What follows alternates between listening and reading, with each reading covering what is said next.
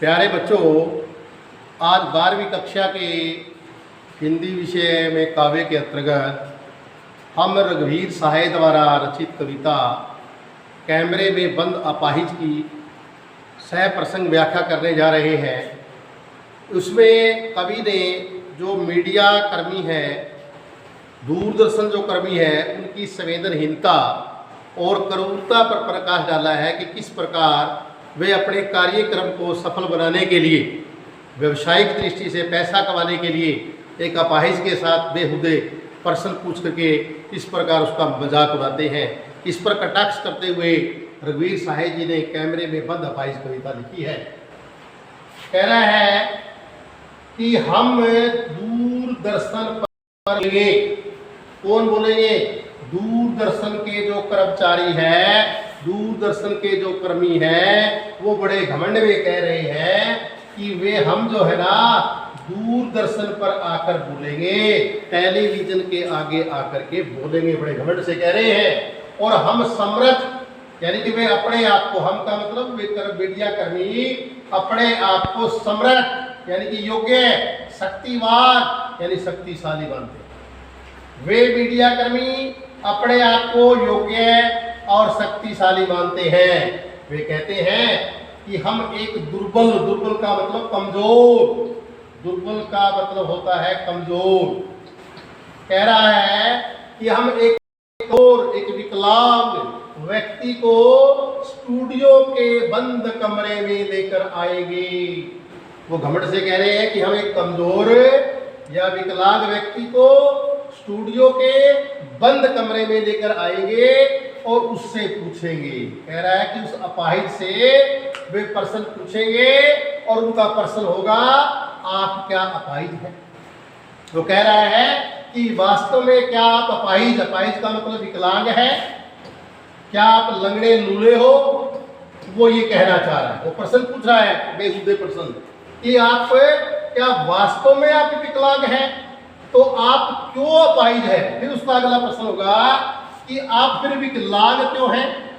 देखिए कितने बेहुदे प्रश्न पूछ रहे हैं उससे, कि वो कह रहा है कि क्या आप वास्तव में विकलांग हैं? ओ फिर नहीं बोलेगा। फिर अगला प्रश्न उसका होगा, क्या आप विकलांग क्यों हैं? और आपका अपाहिजपन तो दुख देता होगा।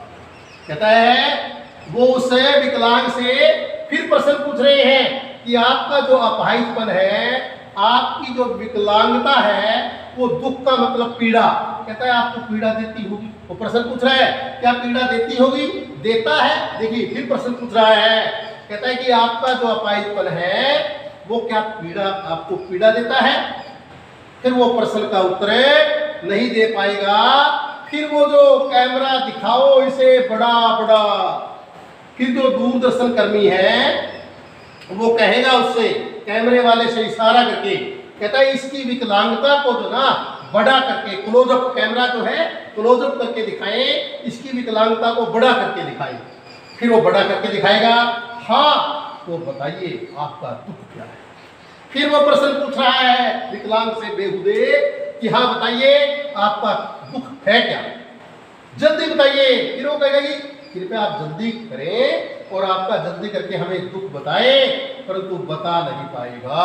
परंतु जो मीडिया कर्मी है वो जो है इस बात का, तो मीडिया कर्मी नहीं, जो भी वो इन प्रश्नों का उत्तर नहीं दे पाएगा। तो बच्चों एक बार हम फिर इसको करेंगे। पहले हम इसका प्रसंग करेंगे। आपने प्रसंग में लिखना है कि यह पद्यांश हमारी हिंदी के पाठ्यक्रम की पुस्तक आरोह भाग 2 में संकलित रघुवीर साहे द्वारा रचित कैमरे में बंद अपाहिज कविता से लिया गया है। इसमें कवि ने दूरदर्शन कर्मियों, मीडिया कर्मियों की संवेदनहीनता और क्रूरता पर प्रकाश डाला है, क्रूरता पर कटाक्ष किया है। फिर मैं दोबारा करवा रहा हूँ। कवि कह रहा है कि दूरदर्शन के जो कर्मी हैं वो बड़े घमंड में आकर के कहते हैं, दूरदर्शन पर आकर के हम बोलेंगे, और वे खुद को, अपने आप को योग्य और शक्तिशाली मानते हैं। वे कह रहे हैं हम किसी कमजोर या विकलांग व्यक्ति को स्टूडियो के बंद कमरे में लेकर के आएंगे और उससे प्रश्न पूछेंगे। उनका पहला प्रश्न होगा, क्या आप वास्तव में विकलांग हैं? फिर वो अगला प्रश्न करते हैं कि आप विकलांग क्यों हैं? फिर कहेंगे कि आपकी जो विकलांगपन है, विकलांगता है, वो आपको पीड़ा देती होगी, क्या देती है पीड़ा? फिर वो दूरदर्शन का कर्मचारी कैमरे को वाले को निर्देश देता है इशारे में कि इसकी विकलांगता को ना कैमरे से बड़ा करके दिखाओ। फिर वो प्रश्न पूछता है, कहता है आप बताइए अब आपका दुख है क्या? कह रहा है कि आप जल्दी बताइए और वो दुख बताइए, जल्दी करके आप अपना दुख बताइए। परंतु विकलांग जो व्यक्ति है वो इन बातों का उत्तर नहीं दे पाएगा। अब इसका हमने विशेष करना है। विशेष, इसमें पहले विशेष में हमने ये बताना है कि भाई इसमें कवि ने क्या बताया है। स्पष्ट बात है कि कवि ने मीडिया कर्मियों की हृदयहीन यानी कि उनके पास हृदय होता ही नहीं है, हृदयहीन कार्यशैली और संवेदनहीनता का वर्णन किया है। फिर हमने भाषा लिखनी है कि भाषा जो है वो साहित्यिक खड़ी बोली है जिसमें तत्व शब्द मिले हुए हैं, अभिधा शब्द शक्ति है, प्रसाद गुण है, शांत रस है और इसके अंदर अलंकार भी है। देखिए हम अलंकार कर रहे हैं दुख देता, ये देखिए दुख देता, दय और दय, यहाँ पर अनुप्रास अलंकार है। क्लियर दिखाई दे रहा है कि इसके अंदर अनुप्रास अलंकार है और वर्णनात्मक शैली है। वर्णनात्मक यानी वर्णनात्मक और संबोधनात्मक, संबोधन भी हो रहा है तो इसमें जो है संबोधनात्मक शैली का प्रयोग हुआ है। मुझे लग रहा है कि शायद आपको अच्छी तरह समझ में आ गया होगा।